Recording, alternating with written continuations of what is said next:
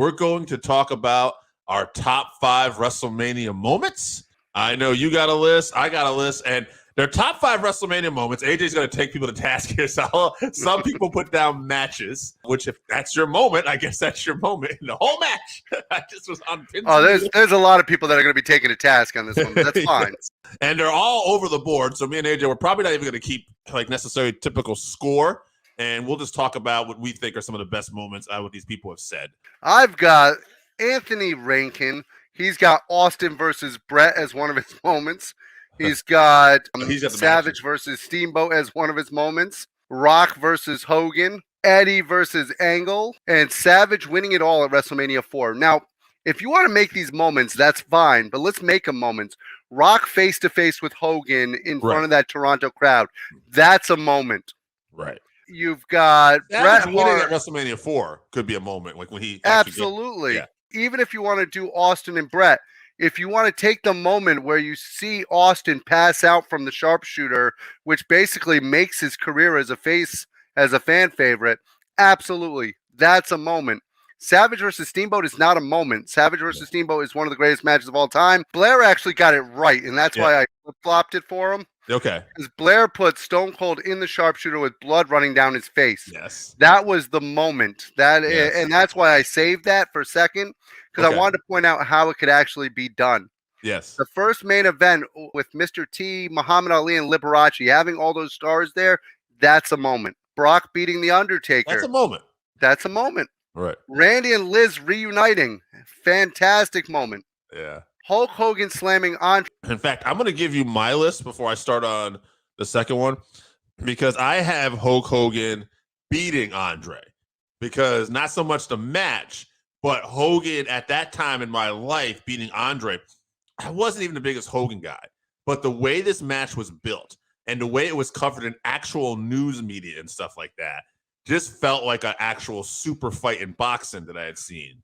Well, let's face it, also for younger fans of the WWF, we bought into it when they told us Andre had never been beaten. I did. I believe that. I was man's never lost. Yeah, because we never saw him lose. Unless you actually saw other territories where you actually saw it happen. You weren't watching. If you were a WWE fan in the Northeast, you were probably just watching WWE at that time. Right. So it made sense. Oh, my God, this guy has never lost. How is Hogan going to overcome him? 15 years undefeated. And here's the thing. Andre had still done very little jobs. So, So it's very rare. It's very possible people did not see Andre lose at that time. Right. Yeah, even the matches where he did lose, if you think about it, like the haircut and stuff like that, the other person in the tag match usually did the job. Steamboat beating Savage. That's another one from Mania 3, because that right there, that when I ever think of Mania 3, it's always Hogan, Andre, Steamboat, Savage. And it's just those two moments. And it's because really it was the hell of a job that Steamboat did. But not only Steamboat, I can look back and go, what Savage did and the way the story they told in that match, so back and forth and the emotion, excellent job. Well, not just the match, but the moment he wins is a culmination of everything that went into it. The bell to the throat, the rehab, once again, as a young fan of the WWF in that time period, we thought Savage tried to kill him. You even had the storyline in between with George the Animal Steel and Elizabeth, and they did a great job of building the story. So the win itself is absolutely a tremendous moment. And Bruno trying to choke him out after he did that too. Yeah, it's excellent. Daniel Bryan winning the title at Mania 30, celebrating the aftermath. Bryan getting that moment, such a huge deal. That had to make my list. Daniel Bryan is my favorite wrestler currently today. I love Bryan Danielson too. I think he's a great wrestler. It doesn't make my top 5 just because there's so many moments in WWE. Yeah. And then I got Seth Rollins cashing in on Brock and Roman because we finally saw a Money Bank cash in. It's still the only one we've ever seen at Mania. They've talked about this could happen, but it's only happened once. And I think that's why it means something and it's special. And it was surprising. And it was one of those moments you left a WrestleMania buzzing. And that doesn't happen all the time in the last several years where, you know, you can have some good manias, some bad manias, but even the good mania, sometimes by the time you get to the main event, it's like, all right, that was a good show, whatever. But that was a night we left buzzing. And that was, I think the only way that it could be bigger was if somebody cashed in the Money in the Bank on the U.S. title. I was going to actually not put a fifth one. I was actually, these were 4 I came up with, but I'm going to throw one more in there because, and it may sound silly coming from like a white dude, but I thought it was pretty cool at the time. but Sasha Banks and Bianca Belair main eventing WrestleMania 1. And I'll tell you why.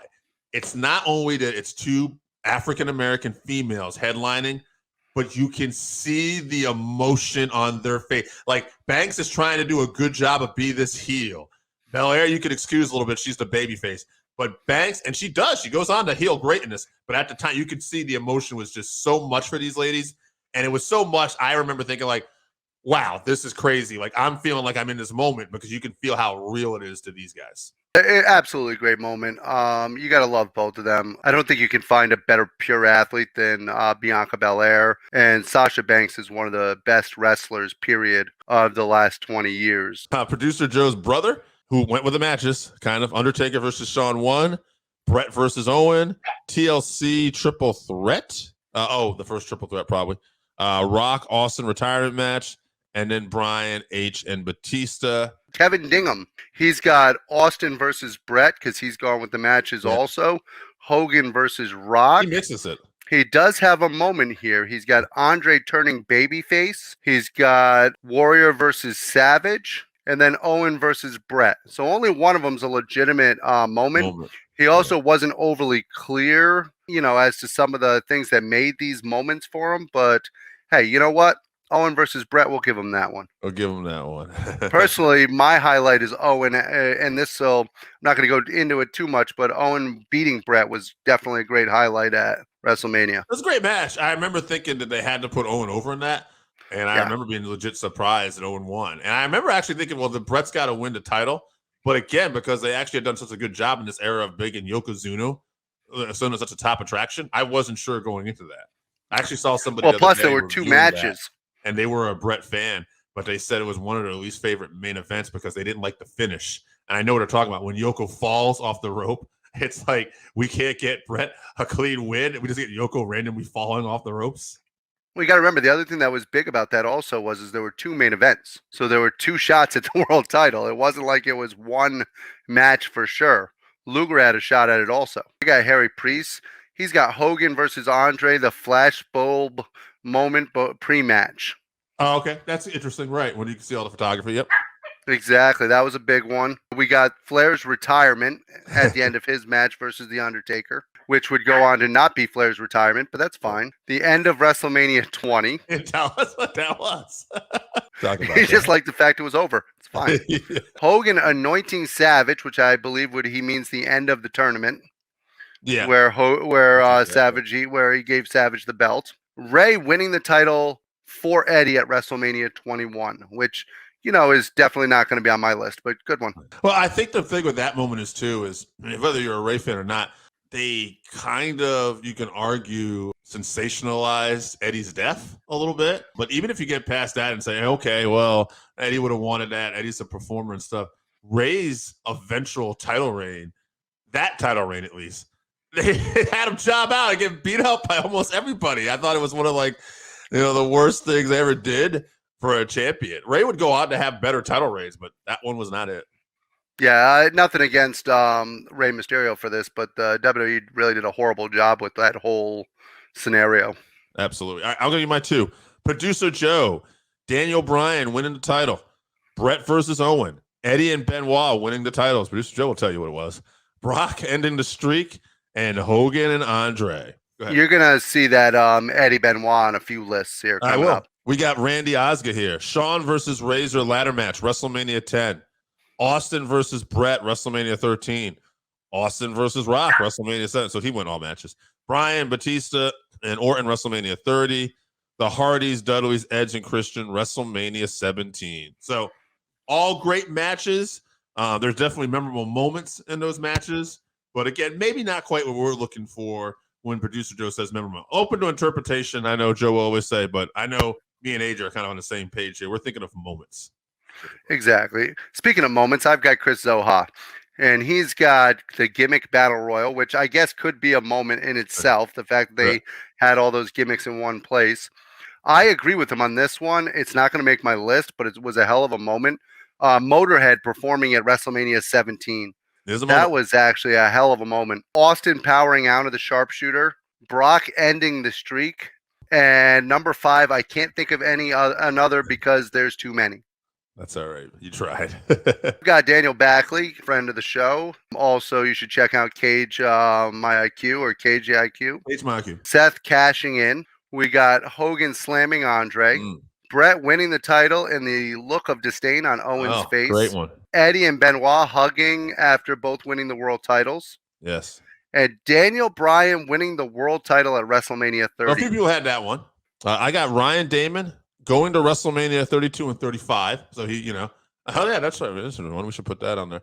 Seth cashing in. Hogan and Andre. Yes-a-Mania. That's also Bryan Danielson, right? So the mega powers exploding. And then I'm just going to go right into John White, who's got Seth cashing in, Ed spearing Hardy for the ladder, Shawn Michaels zipline entrance, Tyson knocking out Michaels, and Undertaker's streak ends.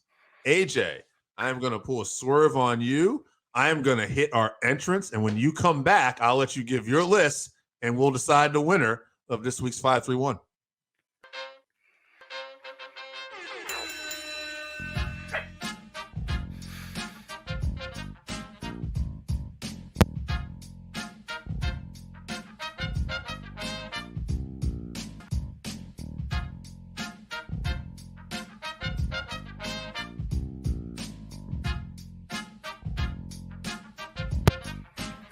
I have a feeling the entrance is not playing.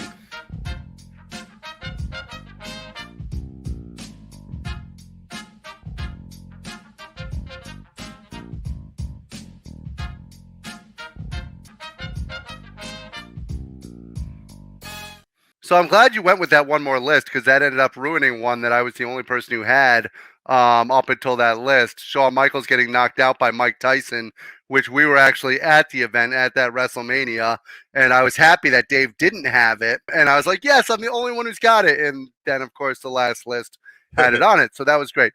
One of my other favorite moments is actually Shawn Michaels and actually his retirement match at WrestleMania, due to the fact that it was just such a tremendous moment to see an end of an era, quite frankly, and to see it come to an end to involve Shawn Michaels. I also have Eddie and Benoit hugging at WrestleMania. I was a huge Benoit fan and an Eddie fan, and to see them both finally get what they deserved, absolutely incredible. Another great moment for me in my childhood was Hogan slamming Andre. Whether you were a fan of wrestling at that time period or not, or no matter who you were going for, they made us believe Andre was undefeated, made us believe nobody could slam him. Hogan did a great job of building up to the point that he was struggling with slamming him. So it was really a great moment. And then my final moment, my final WrestleMania moment, the one that meant probably the most to me, is the moment where Mr. T entered a WWE ring. No, that's not it. I'm going to go with Seth Rollins. I actually love the Seth Rollins match when he comes in to cash out the Money in the Bank. And that, to me, is what WrestleMania is all about. The surprises, not knowing what's going to happen, big moments, and no bigger moment than him cashing in and stomping Roman's head into the mat. To me, it's clear Hogan and Andre are going to be in the finals. We'll leave that there. We need two other people to join them. I'm hearing the Seth cash-in, Guerrero Benoit, the Sharpshooter, and Bryan Danielson. Those are four. Yeah, I was going to say, to me, Bryan Danielson, and then Eddie and Benoit. Okay, Eddie and Benoit. What are the other ones we said? Seth's cash-in. Seth cash-in could get into one of those places. I don't have a problem with that, because here's the thing. If you look at those two in particular, they're what kind of closed out Mania, other than the Seth thing. But I would not put the Seth thing for the time period over Benoit and Guerrero or Danielson. And this isn't going to be a cop-out, but I'm going to eliminate. I will put Danielson. I put Guerrero and Benoit, but they'll be number 3, because at the end of the day, too, it was a huge moment, but it was a different time period in wrestling where we were shifting towards that, where wrestlers were finally getting a break. Well, not just that, but Bryan Danielson winning it. You have to remember, wasn't it the year before where he got jobbed out in 25 seconds to Sheamus? No, it wasn't, but it was a couple years before that, because this is like a 2-year journey, basically. Oh, sorry. Yeah, 2 years before. Sorry. Yeah. But the point of the matter is that the WWE had treated him and worked against the fans, didn't listen to the fans for 2 years to finally give him what he wanted. And we were all, there's not a single one of us. I mean, I'm sure somebody will text in or whatever. Oh, no, I didn't care. but there wasn't one of us that was not part of that yes movement. Absolutely. I was gonna say too, you could say Undertaker's streak ending probably should have been in there too, but hey, whatever. Honorable mention. Well, the problem is a lot of us don't actually like that the streak ended. Hogan slamming Andre. I think that's got to be number one, whether you're a Hogan fan or not. And we're not the biggest Hogan fans like in this. No, just, not at all. But it's just, I just thought the shtick got old. But at the end of the day, that moment in that time period, Hogan WrestleMania 1, everything before that, yes, but Hogan slamming Andre, beating Andre, that is the moment that through the end of time, that's what makes Hulk Hogan with a stamp. Well, it was also another case in point where you could see what a horrible friend Hogan was. he and the way he treated Andre, the way he treated Orndorff, the way he treated Savage. You didn't want to be a friend of Hogan's. No, you did not.